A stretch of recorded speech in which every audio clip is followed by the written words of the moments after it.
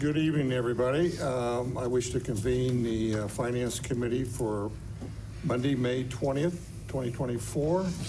The first item resolution is temporary resolution 6124, a resolution to appropriate from the unencumbered balance and amend the certificate of appropriations with the county auditor in the police and fire levy fund 247. And Mr. Izak. Thank you, Chair Wolfinger. Once again, this will be coming from the Safety Committee. I know this is something we've discussed quite extensively in our committee.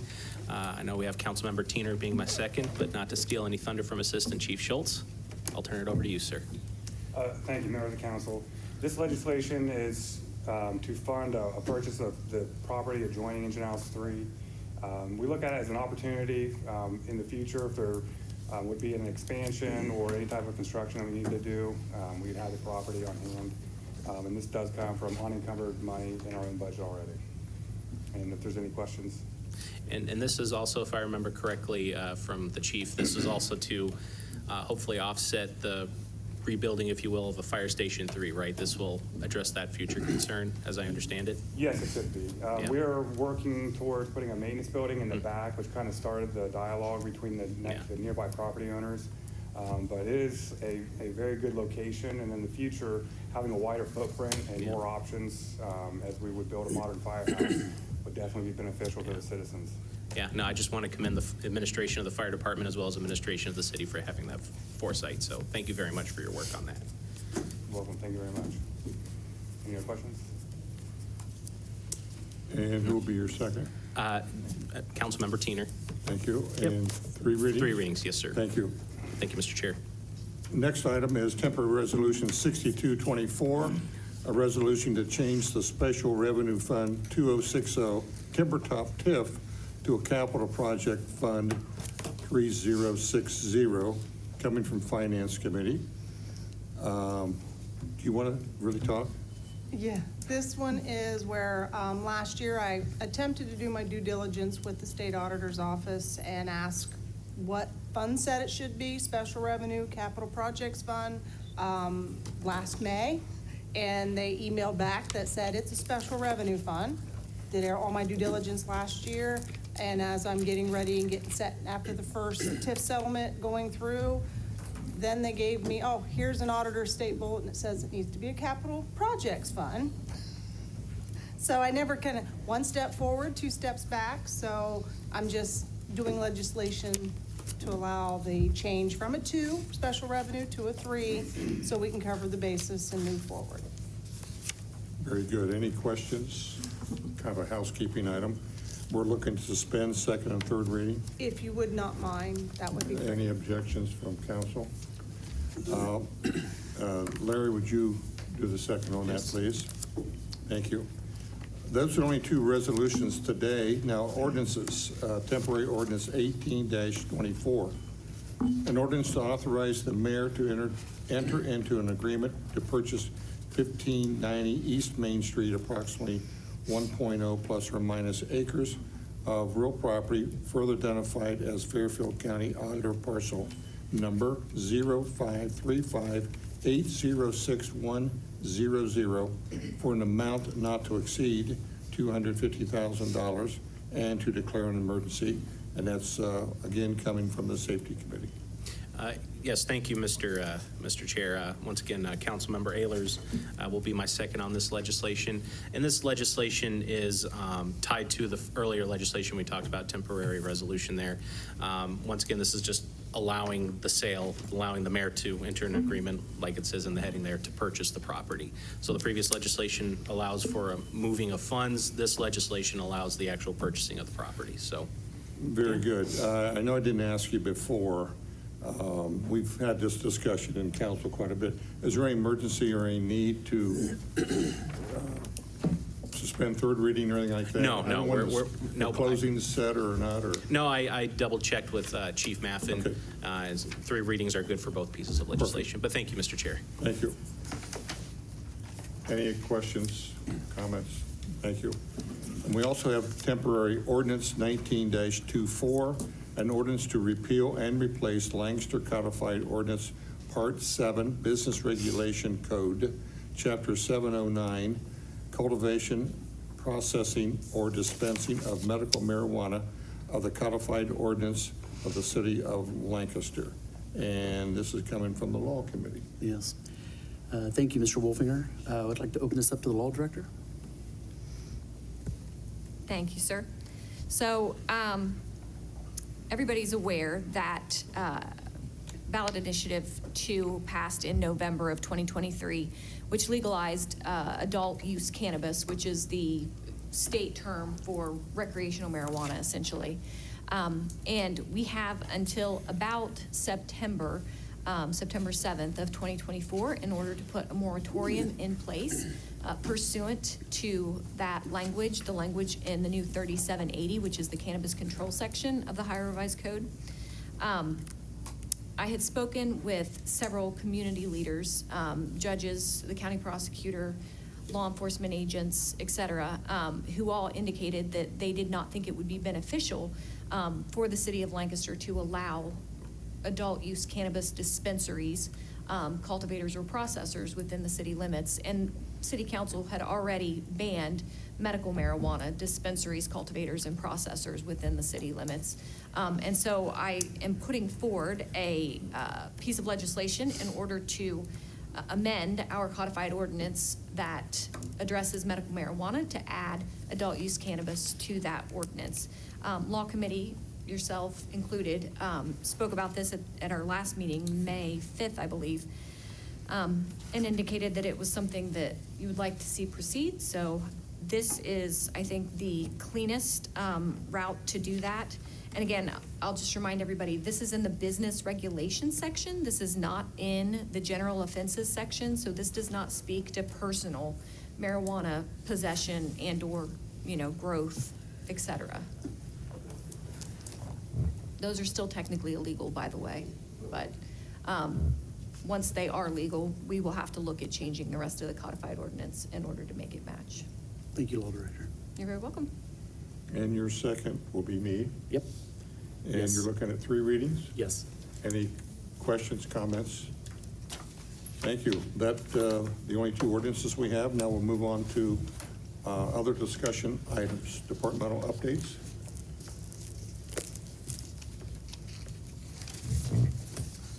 Thank you, members of council. I'll be brief. We have a presentation in a regular council meeting. So I just had a couple of things. We had a promotion ceremony today. 4 of our officers were promoted to sergeant. Very excited about that, especially to backfill those positions on patrol. We were in dire need of that. And we had a sergeant promoted to lieutenant. So we'll have a new patrol commander. What that does is opens up the ranks to our training sergeant position, which is the first time ever. And I think that given the value of training and seeing the results we've had from advanced training and putting a priority on training, that'll be awesome for our department. They'll continue to go out there and handle these calls like the experts that they are. So we're really excited about that. The second one is I gave Mrs. Teener some envelopes. Those are invitations to our award ceremony on May 30th. Again, not a requirement, but it would be awesome if anyone could attend, because I think it will really open up your eyes to what the men and women do at that department. We're giving out, I think, 5 or 6 life-saving awards, which is pretty tremendous, and all of those stories are really, really good to hear, as well as Randy Bartow Awards, which is exemplary service as well. And I think you'll see that a lot of the decisions made here on the council floor directly reflected in some of those awards. The patrol shields, the less lethal shotguns, even just the ability to hire a good candidate as opposed to hiring somebody with an OPATA certificate. That is something that the department will fail if we get rid of. We can never resort to just hiring only OPATA certified candidates. The fact that you allow me to look at somebody in the eye and see that they're a good person and hire them and train them later is exactly why we are where we are today. So would love to have you guys. It's one of those things you can walk in, dinner's on the LCPAA. There's a social event after. You can walk out. You're not obligated to anything, but would love to have you there for sure. Thank you.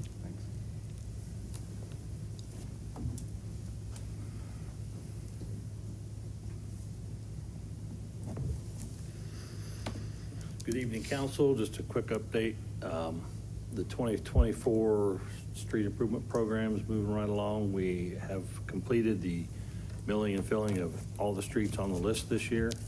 So the paving portion of the project's done. All we have left to do is we need to seal the joints where old pavement meets new pavement or new pavement meets curbs, that kind of stuff. And we need to adjust castings and valve boxes to grade, put the concrete rings around them, and then follow up with some striping here later towards middle of July. And then once that's done, we'll do a final walkthrough and generate a punch list to see what little things we missed and need to be corrected before we accept it. But we're on schedule, even though with all the rain we've had, they've managed to keep up with things, and we're on target to finish late July. So that's where we are on that. One question, how did the budget come with what you've allocated for paving, what you had to pay for paving, any extra opportunities? We're under budget right now for the SIP projects. We've actually been able to, if you've noticed, over in front of the new Parks Office, Fifth Avenue, the water department replaced the water line from Slocum to Washington. And with their trench, they needed to repair that per our standards, which basically they had to do half the street. So we combined with them to do the other half. So we put some money together and we repaved from curb to curb that section of Fifth Avenue from Slocum clear to Washington. So, and on the radar is the same thing going to happen on Franklin, where the water department replaced the water line from Fair Avenue clear down to Sixth Avenue. So once the water department gets ready to do their half, we'll jump in there with the same contractor and get the other half done. That's one less street we'll have to put on the SIP projects moving forward, and that'll be a big help. We're getting ready to lay a leveling course in-house on Sheridan Drive from Rainbow to the Corp line up in the north end, where the Beverly Hills addition to the west of Sheridan Drive has been taken care of with the full depth milling and filling. We're going to microsurface the east side of the road streets. That's going to include Sheridan Drive from the Corp to Rainbow. But we're actually going to do a cape seal on that, which is going to be a leveling course with a chip seal course followed by the micro. The base of that road is in good shape. There's no need to spend a bunch of money milling it up and putting down new asphalt when it really doesn't need it. So we're going to dress it up, get some things fixed, and that road will last us a lot longer than we anticipated to. Very good, thank you. Any other questions? Is there a plan to address the condition of Arbor Valley Drive before the new high school opens up? It's being scheduled for right after the school opens. We're looking at combining some different types of funding to get Arbor Valley done all the way from Fair Avenue to 37. Right now, we don't want to jump in there and do a whole lot because they're going to run construction traffic on it for another couple of years.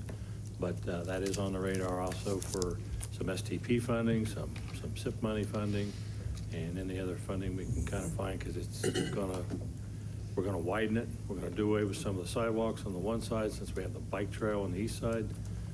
So we're gonna take advantage of some of that to actually make it usable for football traffic and allow parking on both sides, so we don't have all the wild parallel parking up in the weeds In people's yards? during football games. So, and we're going to according to the plans right now, they're going to take that island out of Arbor Valley Drive that's in front of the high school now. So once they get the old building tore down, get those parking lots started, that's when we'll do that realignment there, because it actually doesn't really lay within the right-of-way, so we're going to try to straighten it out and actually put the road in the right-of-way where it's supposed to be. Thank you. That's coming up. Very good, thank you. Any other questions, comments? Thank you. Right? Any other departmental updates? Running out of people. Okay, tonight's meeting prep, President Porter. Thank you, Councilmember Wolfinger. Tonight we have a follow-up with City Stormwater. in relation to additional background information for temporary ordinance 1524. We also have an in-focus departmental presentation, which is the City Police Department. Would like to thank Service Safety Director Woody for facilitating our in-focus presentations with our city departments. It's really an opportunity for our city departments to come talk to us and tell us what's going on, and we're going to try to keep those as interesting as possible for folks. So thank you. That's all. Thank you. Other items for Finance Committee? Hearing none, I'm looking for a motion to adjourn. So moved. Second. Thank you. Roll call, Mr. Ailes, Yes. Mr. Ehlers, Yes. Mr. Schoonover, Yes. and me, yes, we are adjourned, and it is 6:16. Lancaster City Council meeting will convene promptly at 6:30.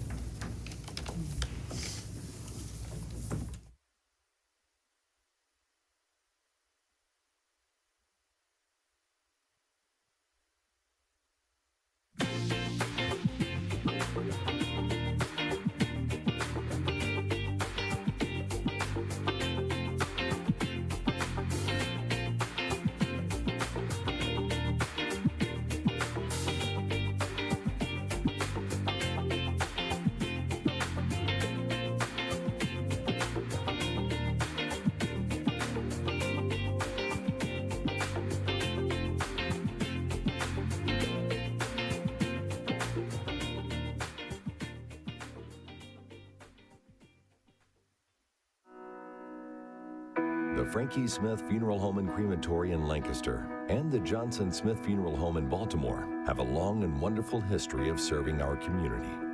Feel free to give us a call at 740-653-0652. Stop in and see us at either of our two locations, 405 North Columbus Street in Lancaster and 207 South Main Street in Baltimore.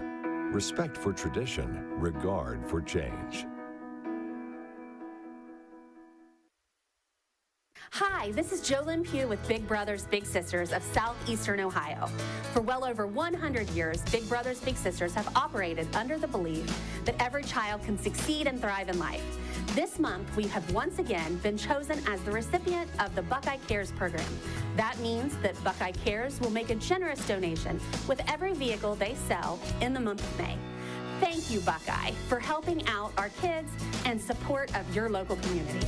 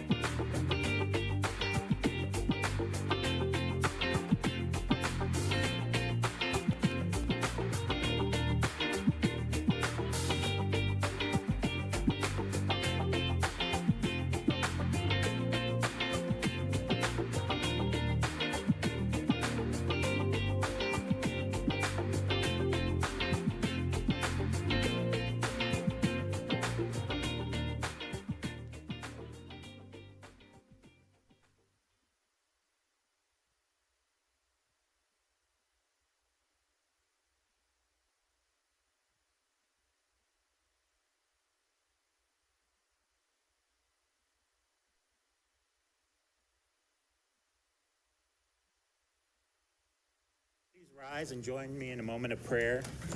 God, grant us the serenity to accept the things we cannot change, the courage to change the things we can, and the wisdom to know the difference. Thank you. Lancaster City Council for May 20th, 2024 has been convened. Please join me in the Pledge of Allegiance. I pledge allegiance to the flag of the United States of America and to the republic for which it stands, one nation, under God, indivisible, with liberty and justice for all.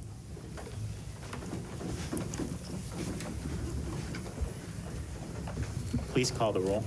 Mr. Ehlers. Here. Mr. Ailes. Here. Mr. Bizjack. Here. Mrs. Hoop. Here. Mr. Leuchtenberg. Here. Mr. Nyheiser. Here. Mr. Schoonover. Here. Ms. Teener. Here. Mr. Wing. Here. Mr. Wolfinger. Here. Please let the record reflect that all 10 members of Lancaster City Council are present. Reading and disposing of the journal. Regular meeting minutes dated May 6, 2024. Mr. President, I'd like to make a motion to receive and file the journal. Second. We have a motion and a second to read and dispose of the journal. All those in favor, please say aye. Aye. All those opposed, same sign. Reports of city officials. Series of emails dated May 6, 2024 regarding Law Committee minutes submitted by Mr. Nyheiser.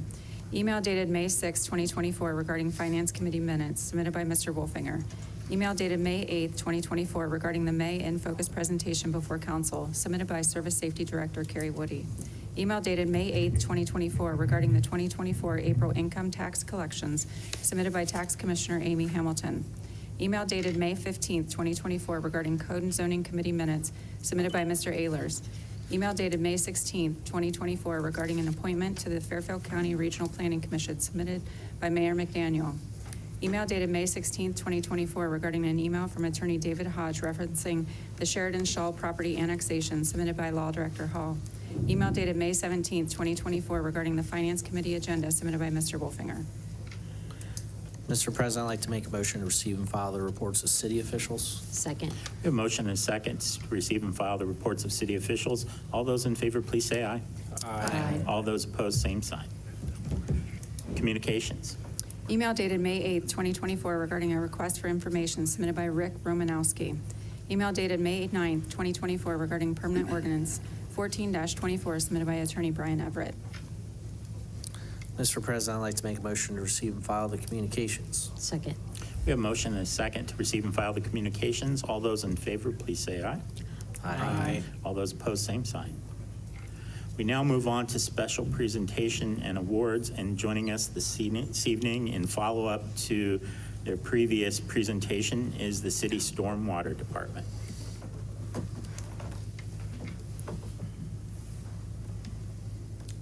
Good evening, City Council.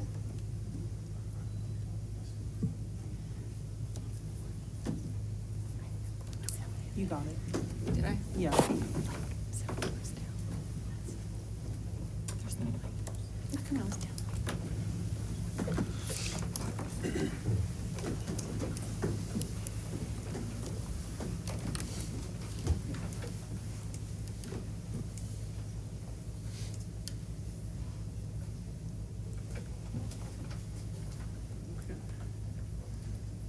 All right, looks like we got it. All right, thanks again for allowing me time tonight to present.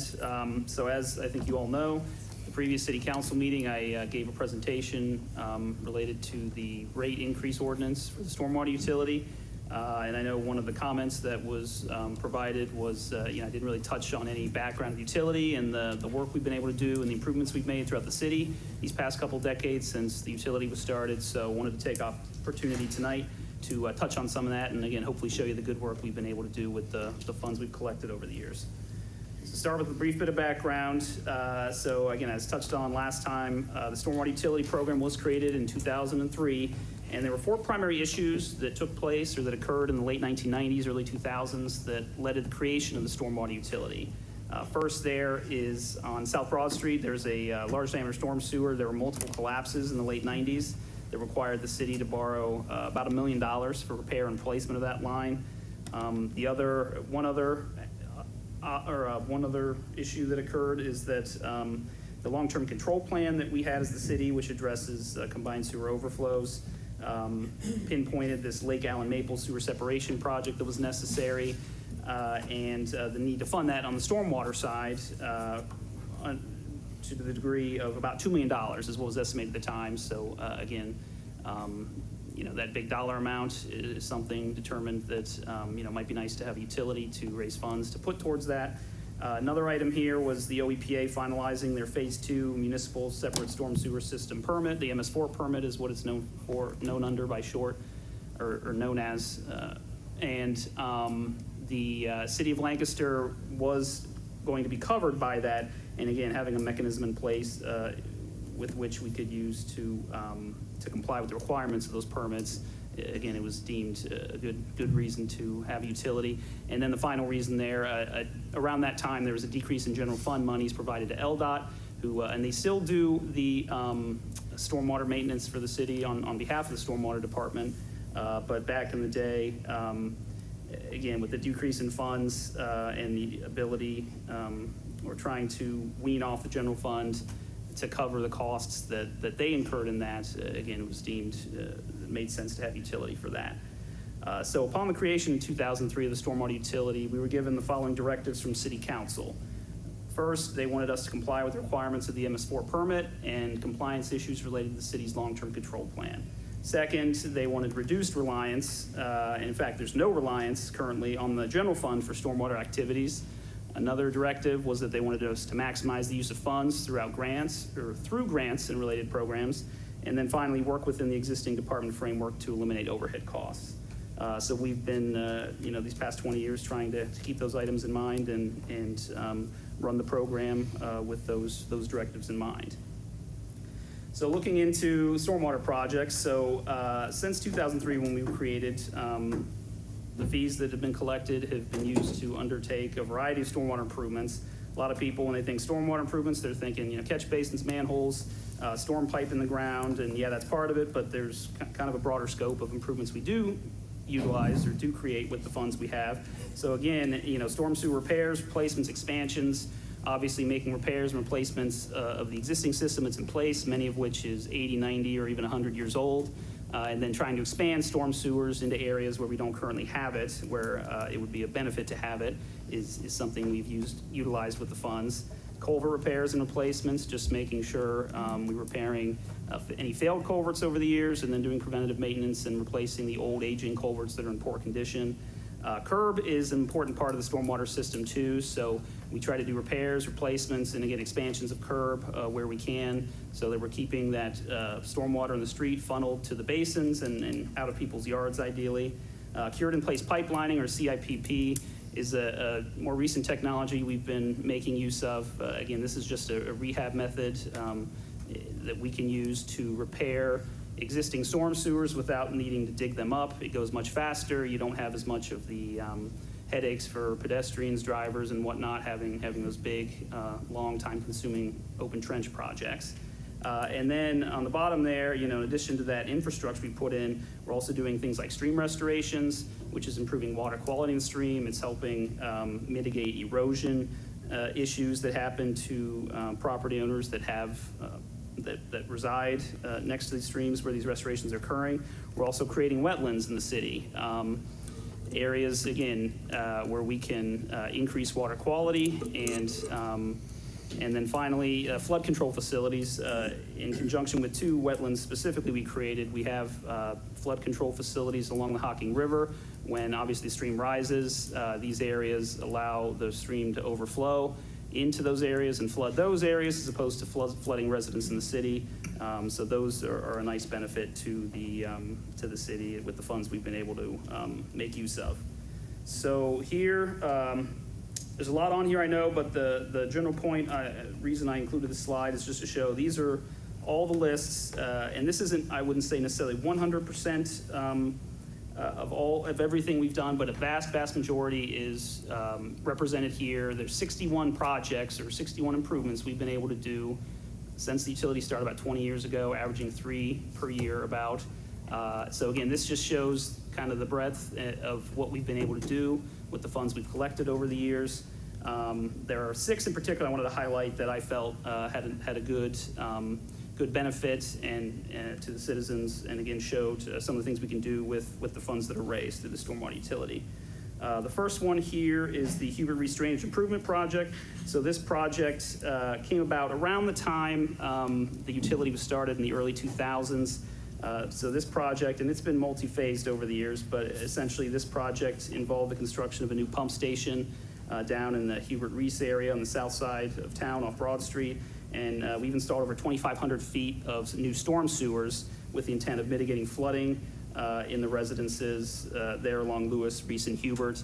And I will note, this area isn't a floodplain. Some of the yards do sit low in the street, so, certainly these improvements did not eliminate all issues, but they have heavily mitigated them, and we've noticed the difference, over the years. In recent years, combined to the complaints we got 15, 20 years ago, it's a big difference. So this was a good use of funds.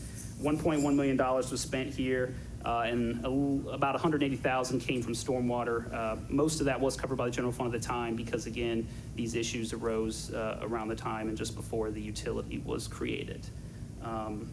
Next project I wanted to highlight was the Lake Allen Maple Sewer Separation Project. This was a very large project. The Stormwater Department teamed with the Water Pollution Control Department to construct over 10,000 feet of new sanitary sewer, over 4,200 feet of new storm sewer, and we CIPP lined a very large diameter combined sewer. I think it's a 60-inch, over 4,100 feet. And the primary reason, or the primary impetus for that project was to reduce CSOs and then also mitigate street flooding and basement backup issues that a lot of the residents in the Lake Street, Allen Street, North Maple Street area were experiencing due to being on that CSO. So having the separate storm sewers put in, we were able to keep that storm water out of the sanitary sewer and again try to mitigate some of those issues. And again, we've seen a lot of differences in complaint volumes up in that area as well. That project ran almost $9 million, and almost $2 million of that came from stormwater funds. The rest was covered by Water Pollution Control Department for their sanitary improvements. Next one here, the Hocking River Mall wetlands. So this is this is kind of a dual purpose. Again, this is a wetland construction, good for water quality, but this is one of the flood control facilities I was referencing earlier. This is, as the name implies, located right behind River Valley Mall. It was a borrow area that they used when constructing the mall. It was just kind of ugly looking and wasn't really used for anything. We acquired that property and was able to construct this wetland facility. I think there are 4 different cells there, all connected. And again, there's connections to the Hocking River, where if the Hocking River rises, coming from upstream northwest of town, it's able to again hold some flood capacity and stormwater so that the residents farther downstream in the city are mitigated in terms of the effects that they'll see during a storm event. So this project ran a little over $500,000. Stormwater only had to put in $160,000. The rest of it, about $365,000, we were able to pay with a grant, essentially, loan forgiveness, but it ended up being a grant from the ARA program back in the day. So again, good use of stormwater funds, and we were able to basically triple our investment there in terms of the improvements we got. Next one here, East Main Street Storm Sewer, Pearl to Maple. So on East Main Street, as you're coming east down from High Street, that hill all the way down to Maple, before this project was installed in 2013, there were no storm sewers on that run of street. I didn't look at how long that was, but if you were driving through that area pre-2013, you would very often see a lot of stormwater buildup down at Maple Street there. That picture is, I think, right in front of the former Rish Pharmacy building there, but it would just overwhelm those storm sewers. Obviously, Main Street, a very heavily driven road, so there would be safety concerns with traffic, pedestrians, and whatnot. So as part of this project, we were able to put in storm sewers starting at Pearl Street all the way down to Maple to catch that flow as it was coming down, get it into the storm sewer and out of the gutters to just make things a little safer, and again, get that stormwater underground faster so it's not causing as many issues there at Maple Street. This project was about $830,000, and stormwater funds did cover a vast majority of that. LDOT threw in some funds for, I think, some curb and sidewalk improvements that we didn't cover.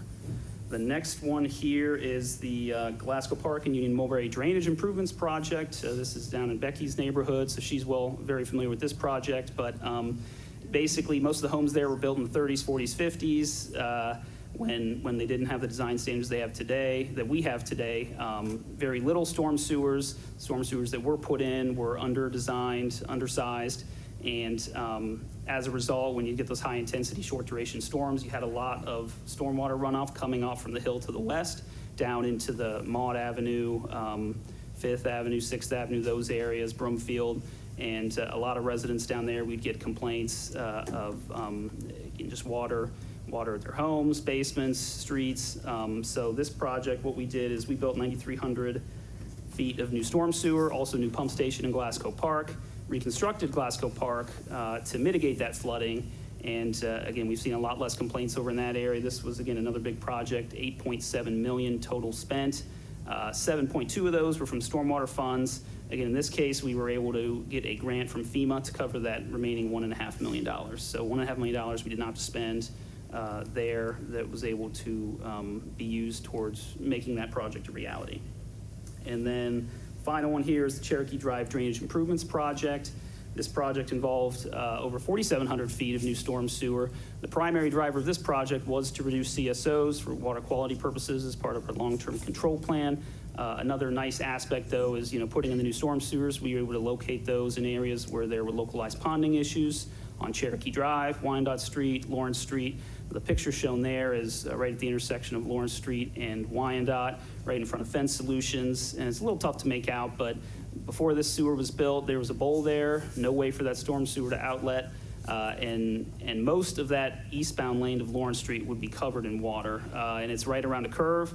Obviously, a very dangerous situation potentially for drivers that are coming around that curve. So again, that was a nice benefit that we were able to locate some storm sewers at that intersection. And if you're going by now during these large rain events, if there is any ponding, it's very small and very isolated. So a big improvement there. And again, a big reduction in flow going to our combined sewer and keeping that out of the stream. This project was about $2.8 million we spent. We put about $800,000 up front. We were able to utilize some CDBG funding as well, a little under $100,000, and then the rest we were able to finance through OPWC and OWDA. Those are loans we will have to pay back, but again, we're able to do it over a longer period of time and allow us to get this project constructed earlier than we otherwise would have been. So those were just the 6 I wanted to highlight. There's obviously many more. With this map, just kind of wanted to show, these show the locations where all of those 61 projects I cited earlier have been done in the city. So as you can see, they're happening all over the city. Big projects, small projects, all of them having good effects for the citizens, for the city. And again, we've been able to do a lot over these past 20 years with the funds we have. And this slide here, it's been cited previously, but all those projects tallied up account for about over $21 million in stormwater funds that have been spent. But all those projects in total, the amount of funds that were used to construct everything is over $60 million. So some of that is grants that are able to cover some of those projects. I cited a couple cases there. Some of those are loans. We're able to defer some of those payments, and then And then some of those costs are just working with other departments like Water Pollution Control Department, the engineering and transportation departments during paving projects, things like that. So we're very diligent in trying to stretch our dollars as far as we can, and again, have the biggest bang for our buck. Hopefully, again, I touched on it very briefly, but hopefully that gives you a little flavor for, again, some of the things we've been able to do. And, as always, appreciate your consideration and support, and, in terms of this rate increase ordinance before you. Any other questions, I'm happy to discuss and answer. Any questions from council members at this time? Thank you.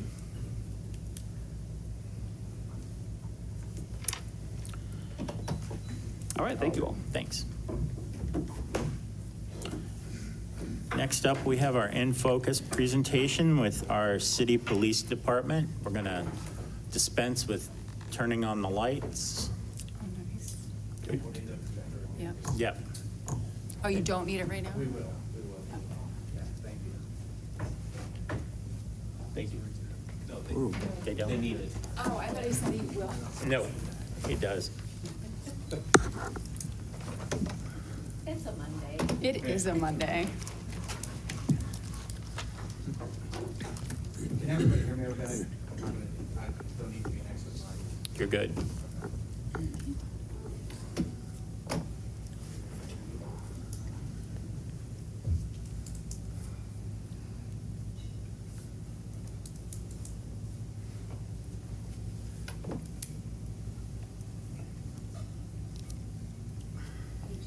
You may want to stand a little bit closer to the mic just for television.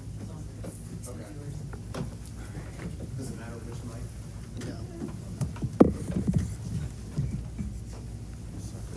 Pointing at me. That might work.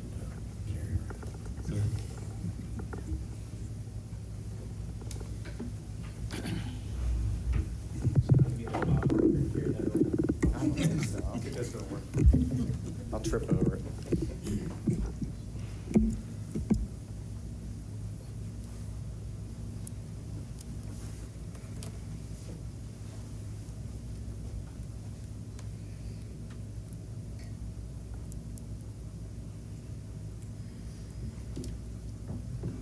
All right, well, that's loading. I'll give a brief introduction to what we're doing. So I know the in focus is supposed to be a department overview to give you a wraparound of what we do as an agency.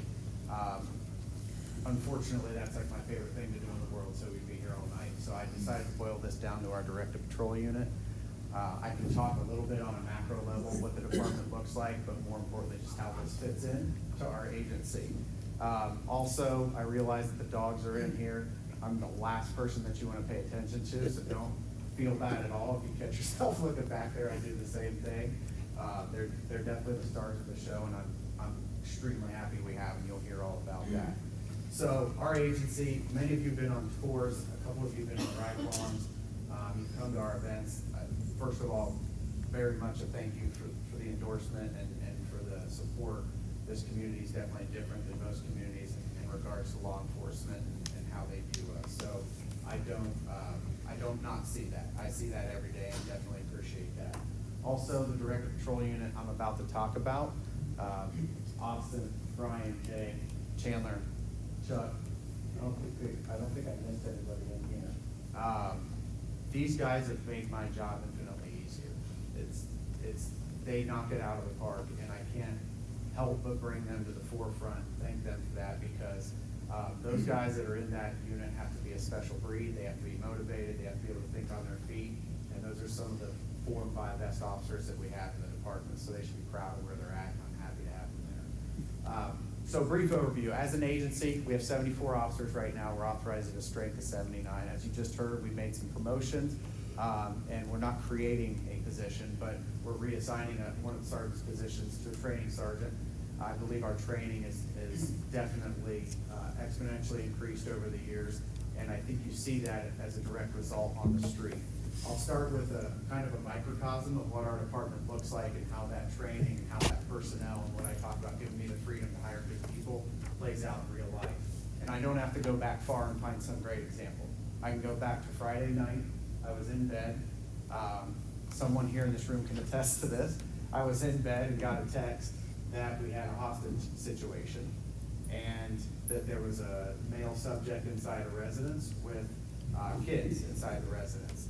So from that point, we gave the okay for the SWAT team to respond. The SWAT team was dispatched. They responded, went to the scene. While they were waiting for the SWAT team, our officers are already engaged in talks.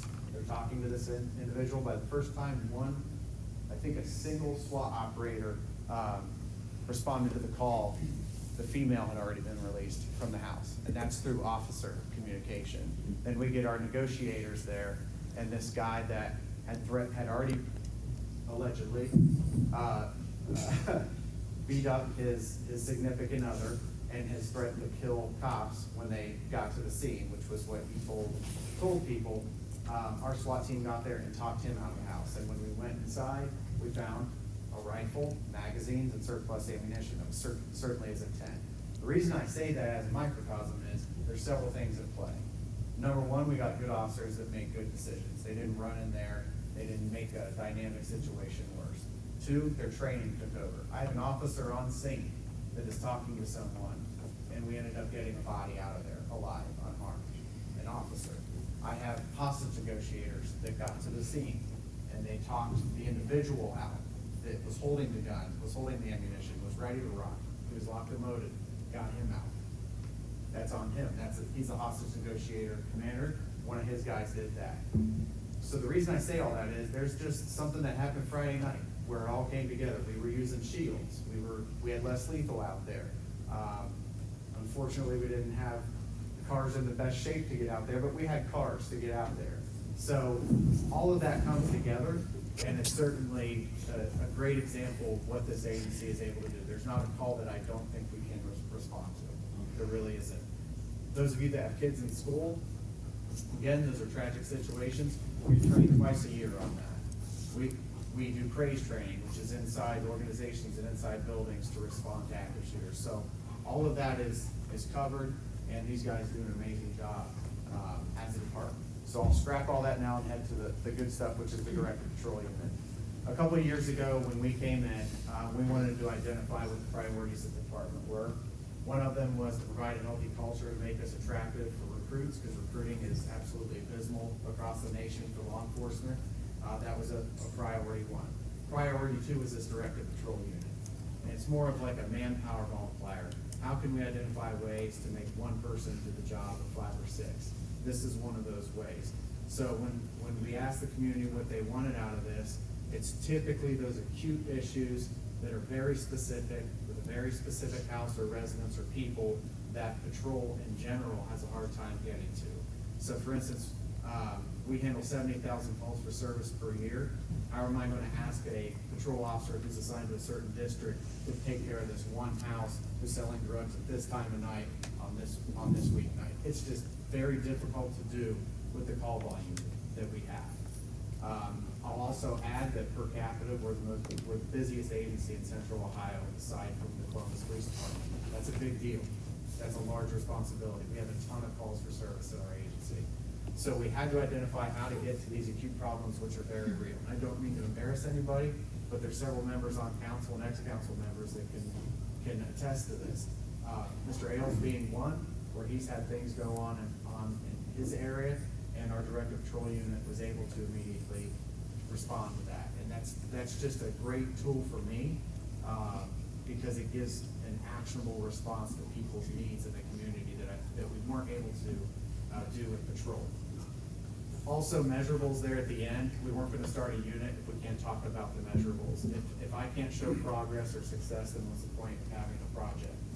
It's impossible. So these guys, Sergeant Sims runs the unit, these guys measure their response. So not only are we going to respond to a complaint in Mr. Ailes' neighborhood, we're also going to be able to give him information that we came there 37 times in the last week.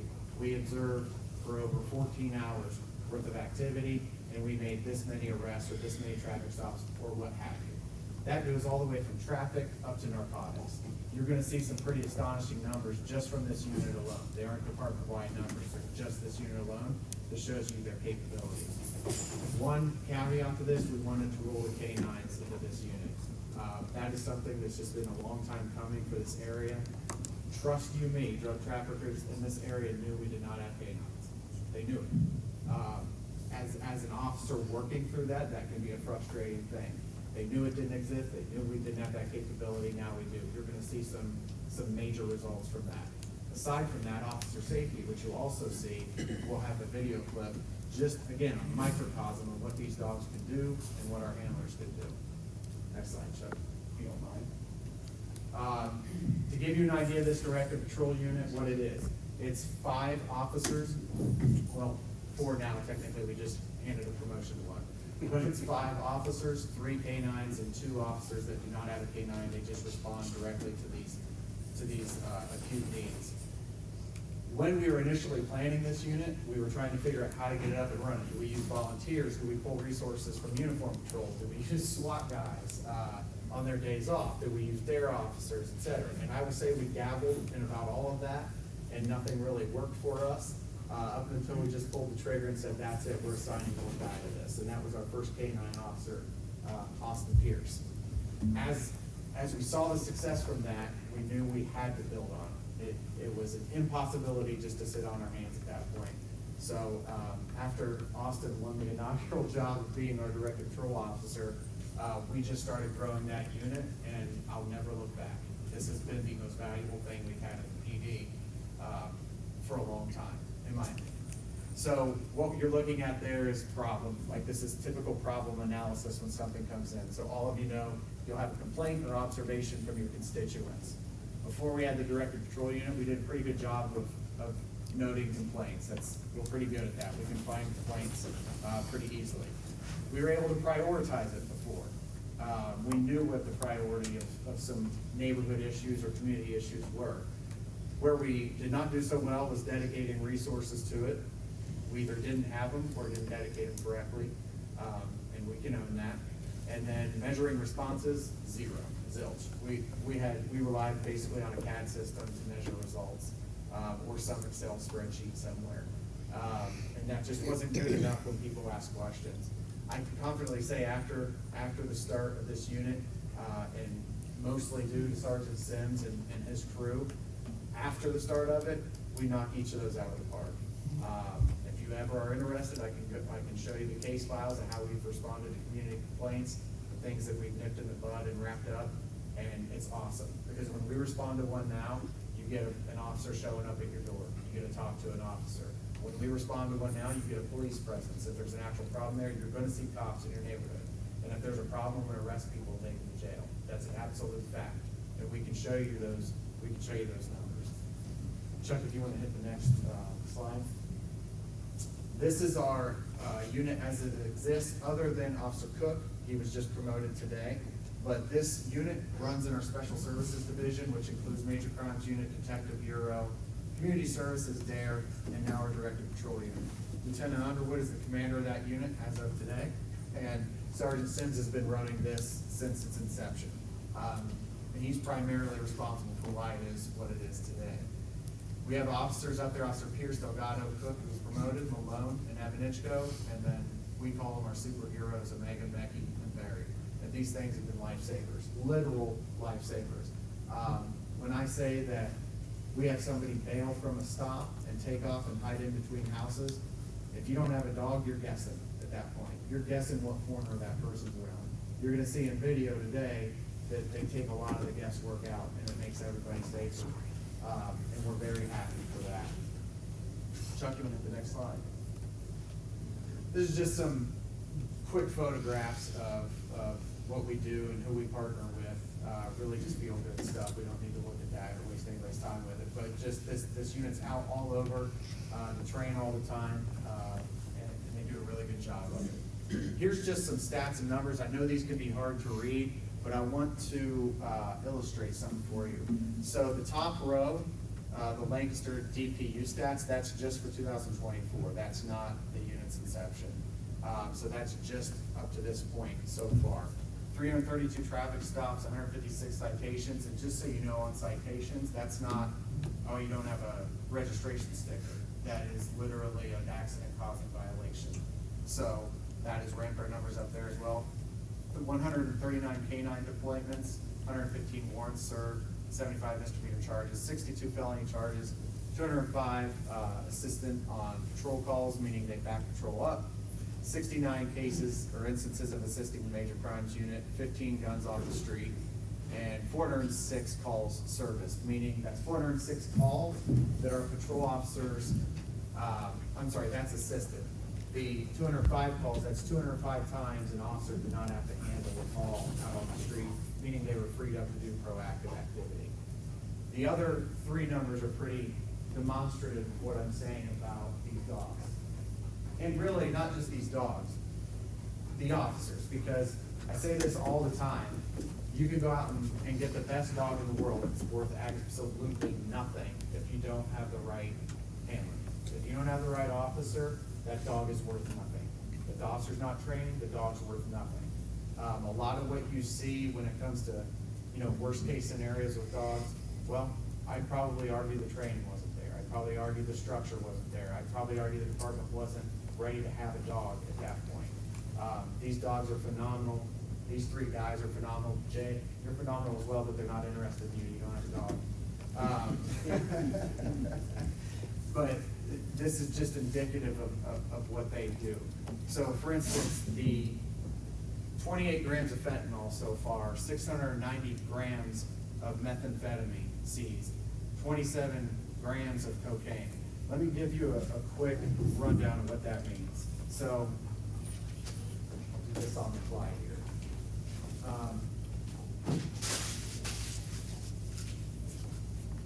This is about 10 grams of meth or crack. Would you guys agree? About 10 grams of meth or crack, right? Fentanyl, which we all know is taking over our city, has taken over every city. There's not a city in the world that has not had an issue with fentanyl. Some are just more well-equipped to hide it than others.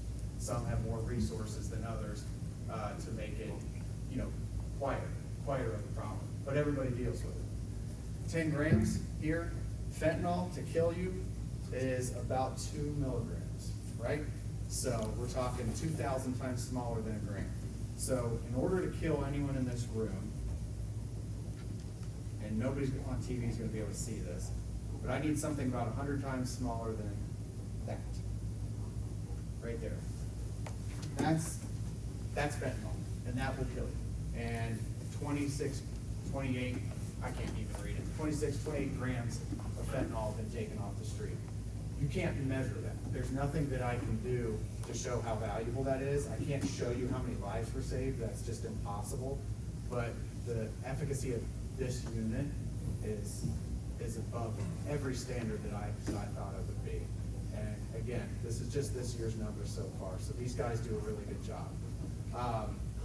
One thing I always say, if you want an opinion on the police department, how we're doing, I'm the last person to ask. You should ask an officer. You should ask one of the people that's working in and out, shaggy calls in black and white. Those are the people that you need to ask about how the department's doing and what progress we made, et cetera, because I'm just gonna get up here and blow a bunch of hot air, right? So Austin, our first DPU officer and the handler for Omega is gonna go over the dog portion of it and give you more ground level rundown of canines. Thanks, I'm Officer Pierce. I've had Canine Mega for a year now, so we've been going for a year. Back to the drugs, so this is myself and Officer Chandler. We just got this stop on Saturday. This was a kind of cold stop. We got called about a felony warrant. The guy was one for felonious assault, which obviously becomes a dog call because of the use of force behind that we can offer and keep the patrol guys safe. So just a month prior to this, he went after his girlfriend and another person with a machete. So we were already on high alert. And so we, myself, Officer Chandler, pull up beside his car, kind of felony stop on him. And once we get in cuffs, we run the dogs around the vehicle, they alert, and we end up getting 26 grams of cocaine. That was right off the brick, which that means whoever's dealing with this kind of big time. Plus 197 codone pills, which the street value of that's over $8,000 alone. And they had $438 on them as well. So that's just flat Saturday. So the canine functions, which obviously you guys can tell, all three of our dogs are totally different than each other, but they all three are on narcotics, so they're trained to detect cocaine, heroin, meth, and their derivatives. So fentanyl is a derivative of heroin, so they'll detect that, and then anything cut, like crack, would be from cocaine. Tracking, they do ground disturbance and air sense. So ground disturbance is basically your shoes relieving some type of odor that's not organic to the ground surface. So they're just getting anything that's not organic to that area. And then air sending, we have adrenaline going through our bodies or fear hormones.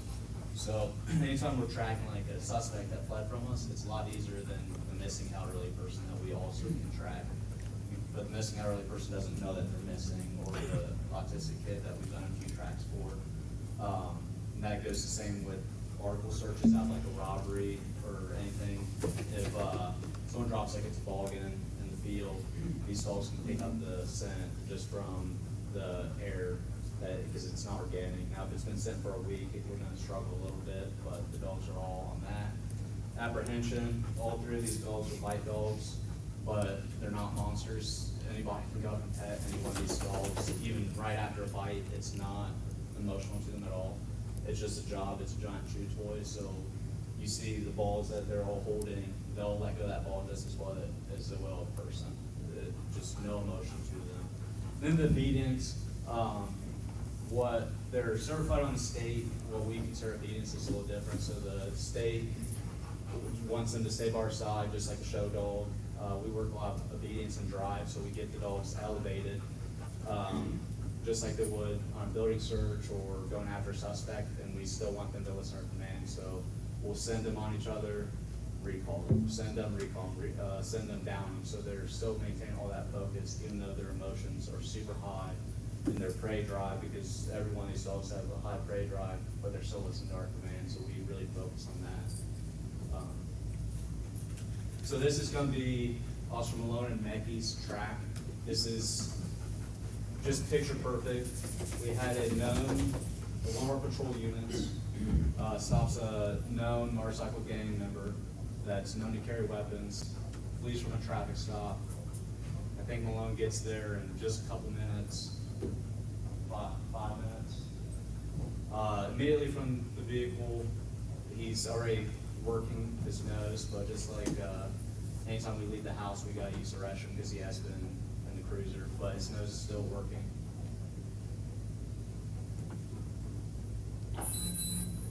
So he's almost done using the restroom. All right, so now he's working. You can hear the breath. That's his mouth open. He's tasting human odor right now. So he's using his nose, and he's going to work inside a sink cone. So just like a triangle from the source of the odor, the point being where the human is or was. But the wind's constantly blowing human odor, so he's going to work the air to the ground, and he'll go outside, and he's going to realize there's no human odor there. He's going to work back to the line of straddle, which is where this smell ran to.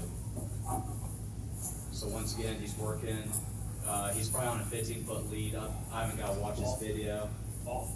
So he's downing him and refocusing. So just making sure the dog's confirming what's going on. He just picked up a footprint. So all the human odor is blowing along that fence right now. And you can hear him really smelling, so you know he's kind of getting closer. Human odor is pretty fresh. You're good.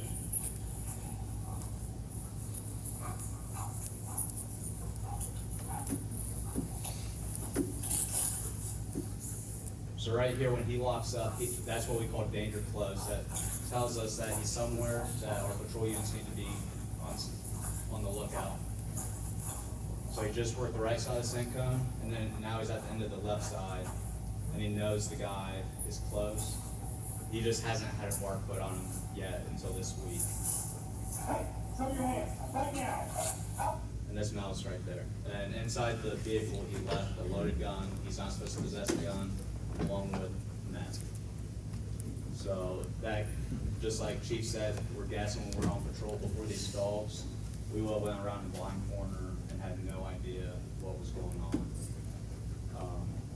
And this is just one of many situations that a week later, we'll have to track another person that fell from the county. So we operate with the county a lot too. And all three dogs we've kind of focused on tracking a lot. The dope is amazing. The dogs are always going to dope on it. Or they're always going to be able to smell dope, but the tracking, just the safety aspect behind it and the ability to find the missing kid at the same time is just tremendous for us. Is there any other thought? Nope. You guys have any questions with the dogs? Good, Austin, thank you. I appreciate everybody's here. One thing I just want to add to that, actually just kind of expound on is, you saw in the video the ability for us to find that dog. We've all been on calls where we don't have a dog in that situation, and you run into somebody or you just don't find them. And that's where I say the positives from having these are immeasurable. It's the patrol officers, it's a tool now that I don't think they could go without now that they've seen how safe it keeps them and the results that we get out of it. And honestly, like Austin said, priority one is saving life. So missing persons and officer safety, that's definitely priority one. But I'll tell you the impact it's made on the trafficking. Sergeant Sims goes to the major crimes unit meetings every Monday morning. Chuck, would you say that this area knows that we have dogs? Yeah, it's through their sources and informants and different things. There's been a lot of talk of we're not going to come down to Lancaster. They can come up and meet us at Diley Road if they want to get it because we're not going to make the trip into Lancaster. There's too much going on. So that's a huge success, believe it or not. It doesn't stop. I'm not going to lie and say it stops it. I'm telling you that's a huge success that people are a little bit nervous. Come on down south a little further there for us. And I'll just end on, I want to emphasize it. I know we've only talked about directed patrolling it. I'd love to have you guys for 8 hours so I can talk about everybody. But these 4 guys here and the 5 really that we had, they're awesome. I mean, I can't say enough about them. These officers, you have to put the right people in those positions. It has to be somebody you can turn your back on and know that they're going to work and know that they're going to do the right thing. And these guys kill it. They are awesome. So that's all we had. If you have questions for me, Can we see the other 2 dogs? That we What's didn't that? get to see all the dogs, just the one. Well, then hang on. Okay. No, we're gonna keep them around after the meeting so you Oh. can go and read them. And you can walk up to any of them. They're all very, very well tempered. They're competitors too, though, so they look at each other and see who can be bigger than the other. So, they'll be around after the meeting. Any questions at all about that unit? Just a huge thank you. Oh, no. Thank you, guys. Thank you, guys. Wow. We can't do this without the ability on the back end, so. So Chief, you referenced the fact that you're going to have a training sergeant position. Correct, yeah. Can you tell me can you explain and elaborate what that is? Yeah, so, it's not something that's a novel idea from the Lancaster Police Department. I'd love to take credit for it. It's a very, very, very common, position in law enforcement, in a law enforcement agency, especially a mid-size or upper-level agency. What they do is, number one, it's an audit trail for all the training in your department. So when you look on TV and you see some bad situation and then they do a follow-up interview like, they haven't trained on this in 30 years or they haven't been staying compliant with this, that's a training issue. That's a management issue where you've not done a good job of an audit trail on what your officers need. So the main focus will be the ability to have kind of a clearinghouse for all the training in the agency. What we really like about it, however, is we do a heck of a lot of training. We do in-service trainings multiple times a year. We do roll call trainings. If at the end of the shift isn't that busy, they'll do training at the end of the shift. We try to do as much as we can. Now, we don't have any space to train, so we just use rooms that we have, et cetera. But that training sergeant will be able to coordinate the in-service training, the external training. He'll be able to look at our roster and see where certain officers lack in training. So if you've done all tactics, and you're on patrol, they'll be able to identify you need more communications, you need more interview, you need more interrogation. Also, some of the hot button topics around the world, and I won't get too social with this, but some of the hot button pieces that you need included in your agency, that sergeant will know what those are, and that sergeant will be able to implement them within the agency as well. So we're in line with everyone else. So really, it's just a central area, a central person for our training to be coordinated with throughout the department. Because right now, it's just shift to shift to shift, officer to officer to officer. Okay, do you view it as a risk management tool? I know that liability insurance, especially for law enforcement, is becoming exponentially more expensive. Well, is this going to help reduce that in the future, do you think? I can't speak to whether it will reduce our premium or whether it will decrease coverage. That'll be up to the insurers. I can tell you this, as police chief, I'll be able to confidently get in front of you and say, every single one of my officers is trained the way they should be. I will not be put in a position where if we have to take someone's life, that I'm up here explaining to you why the officer doesn't have the right training. That I can guarantee you. As far as premium reduction or whatever, I hope so, but I don't think anybody can read the minds of an insurance company. Yeah. However, I would hope that in that position, that would be something that's kept in mind Absolutely. from a risk management yeah, that's, standpoint. again, it's a priority one, because that's already just gonna look around, and we already hit all the requirements. Don't get me wrong, like, the agency's very, very good, well-trained agency. We're gonna check every box, we do the Ohio Collaborative every year, that'll be fine. I'm talking more about those applicable trainings that may not be requirements, but they're much more needed than, say, some state mandated requirement that the state tells you you need. This training sergeant will be able to throw in applicable real-world training that helps our officers show up to a hostage call and be able to get the woman out safely. Any further questions from council members? I know Council Member Teener's biting, chomping at the bit to see the dogs. Any other questions? All right. All right. Thank you very much. Thank you, gentlemen. We appreciate it.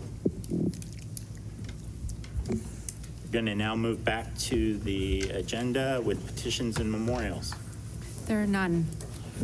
Now we move on to the permission of voters and taxpayers to address council. Is there anybody here this evening who would like to address council at this time? Seeing none, we thank you for coming. Reports of standing committees.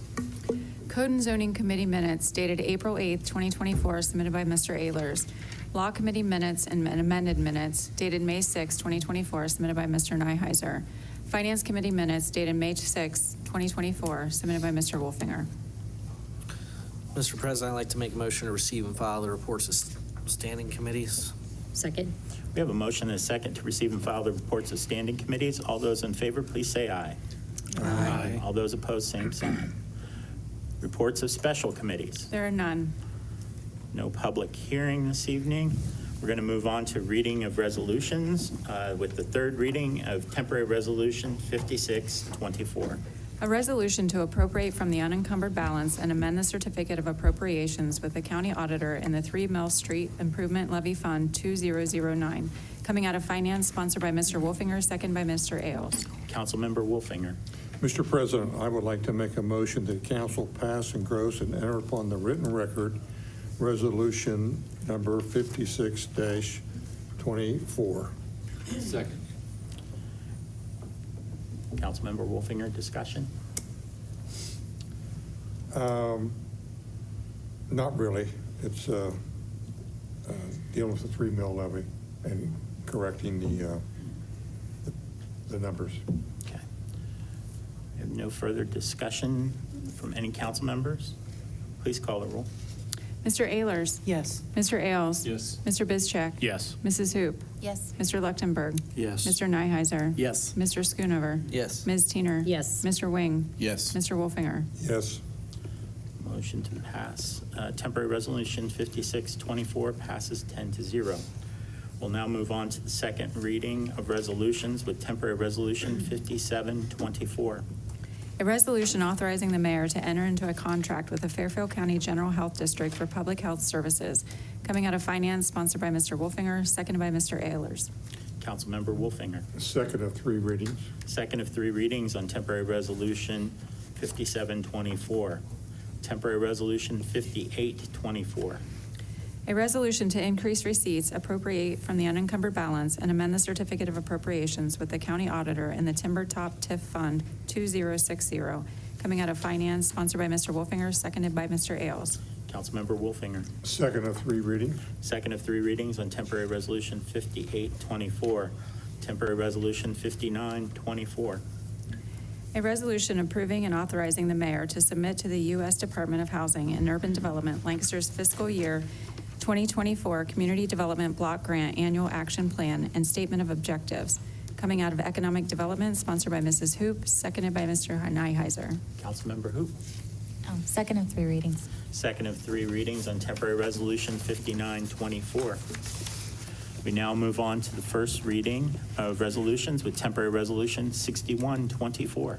A resolution to appropriate from the unencumbered balance and amend the certificate of appropriations with the county auditor in the Police and Fire Levy Fund 2047, coming out of safety, sponsored by Mr. Bizcheck and seconded by Ms. Teener.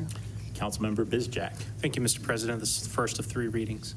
First of three readings on temporary resolution 6124. Temporary resolution 6224. A resolution to change the Special Revenue Fund 2060 Timber Top TIF to a Capital Projects Fund 3060. Coming out of Finance, sponsored by Mr. Wolfinger, seconded by Mr. Ailes. Councilmember Wolfinger. Thank you, Mr. President. I would like to make a motion that council suspends its rules and waives the second and third readings of temporary resolution 62-24. Second. We have a motion and a second to suspend the rules and waive the second and third readings of temporary resolution 6224. Discussion? This is merely a housekeeping item to amend the fund numbers from 2060 to 3060. Any further discussion? Hearing none, please call the roll. Mr. Ehlers? Yes. Mr. Ailes? Yes. Mr. Bizcheck? Yes. Mrs. Hoop? Yes. Mr. Luchtenberg? Yes. Mr. Nyheiser? Yes. Mr. Schoonover? Yes. Ms. Teener? Yes. Mr. Wing? Yes. Mr. Wolfinger? Yes.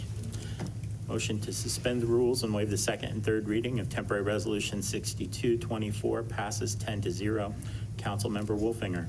Thank you, Mr. President. I would like to make a motion that council pass, engross, and enter upon the written record temporary resolution 6224. Second.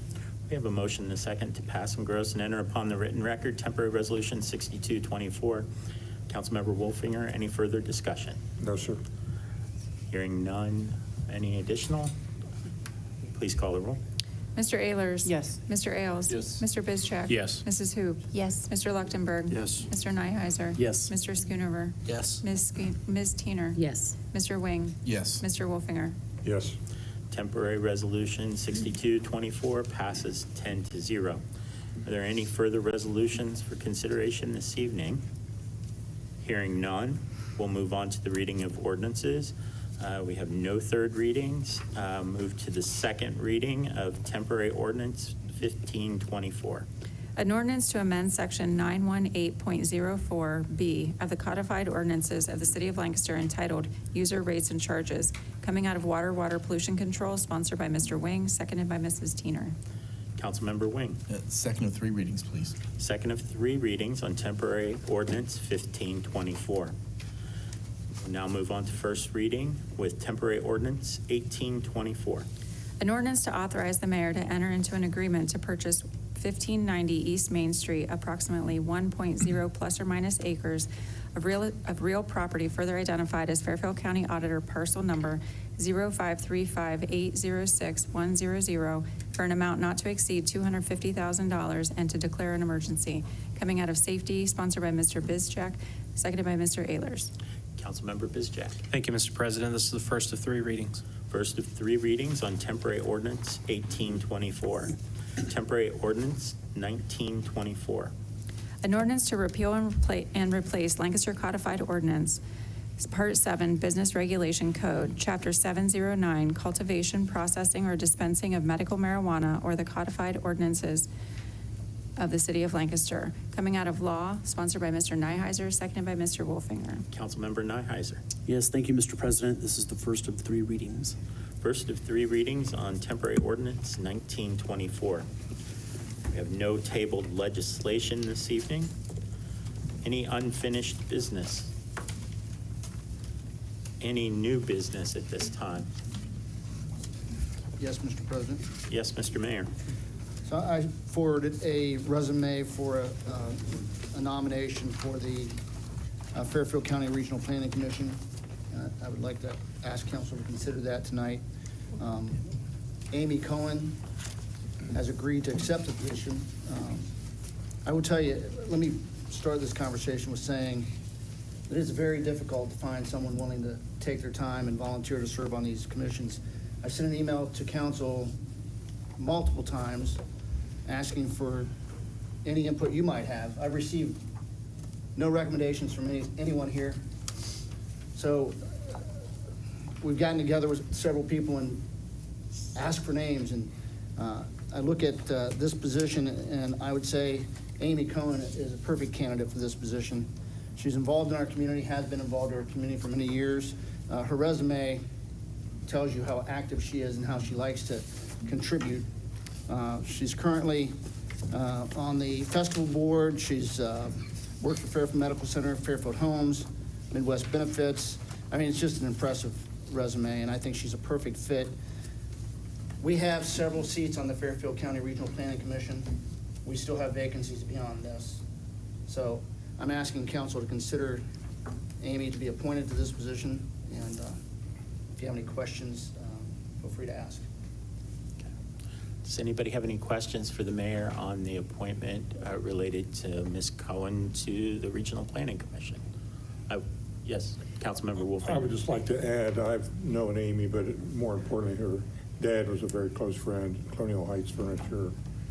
His mom, it's a quality family, good people. Okay, thank you. I will just note that the Regional Planning Commission, upon which I also serve, it meets in the evening. It's very hard to get people to come to those meetings. I do believe we do have one of the members here as well. And so Amanda is serving, representing the city of Lancaster. So if you think of anybody or know of anybody who would be willing to serve, please get those names to the mayor or the service safety director, because there are vacancies. So the more people we have, the more likely we'll have quorum and be able to conduct business. So at this time, I would take a motion to appoint Ms. Cohen to the Regional Planning Commission. So moved, Mr. President. Councilmember Bizjack, do we have a second? Second. Councilmember Wing. Can we have roll call, please? Yes. Mr. Ehlers? Yes. Mr. Ailes? Yes. Mr. Bizcheck? Yes. Mrs. Hoop? Yes. Mr. Leuchtenberg? Yes. Mr. Nyheiser? Yes. Mr. Schoonover? Yes. Ms. Teener? Yes. Mr. Wing? Yes. Mr. Wolfinger? Yes. Thank you. Ms. Cohen is appointed. Thank you. I'll send And- her notification. Also, let me follow up with, I do intend, several council members have expressed to me that they would like to meet these candidates. In Ms. Cohen's defense, I failed to invite her to tonight's meeting. The vacancy exists, and I'd like to fill it. But as we move forward, whenever possible, any candidate I'm bringing to recommend to you, I'm going to bring them forward and have them introduce themselves and get you the ability to actually meet them. That's my plan going forward. And I think we've seen that already with the tree commission and a couple other appointments. We appreciate that, Mr. Mayor. And also, as I've mentioned, we would welcome council members to provide candidates. And I do believe that Councilmember Ehlers and Councilmember Teener are going to be working together for any council appointments to help screen candidates and bring candidates forth. Is that correct? Yeah. Okay. I know that it was discussed at a previous meeting. Okay. Okay, thank you. Okay, we'll move on. Any other new business? Announcement of scheduled meetings. Next regular sessions of council, June 10th at 6:30 PM, June 24th at 6:30 PM. Upcoming special meetings, Code and Zoning, June 21st at 8 AM, City Hall 1897 Conference Room. Upcoming committee meetings for the next 30 days, Water Pollution Control, May 24th at 7:30 AM, City Hall 1897 Conference Room. Service, June 7th at 8 AM, City Hall 1897 Conference Room. Safety, June 7th at 9 AM, City Hall 1897 Conference Room. Finance, June 10th at 6 PM, Council Chambers. Code and Zoning, June 10th at 8 AM, City Hall 1897 Conference Room. Public Works, June 14th at 7:30 AM, City Hall 1897 Conference Room. Administrative Services, June 16th. Apologies, that's an error. June 19th at 8 AM, City Hall 1897 Conference Room. Finance, June 24th at 6 PM, Council Chambers. Okay, thank you. We can move on with the reading of bills. MNCO for the publication of legislation, $112.19, and Vistaprint, $304.88 for business cards. Mr. President, I'd like to make a motion to pay the bills. Second. We have a motion and a second to pay the bills. All those in favor, please say aye. Aye. All those opposed, same sign. We have no need for an executive session. I'd entertain a motion to adjourn. Mr. President, I'll make that motion that we adjourn. Second. The motion is second to adjourn. All those in favor, please say aye. Aye. Thank you, everybody, for coming, and have a good evening. Please remember to stay and sign your legislation. Where's the dogs?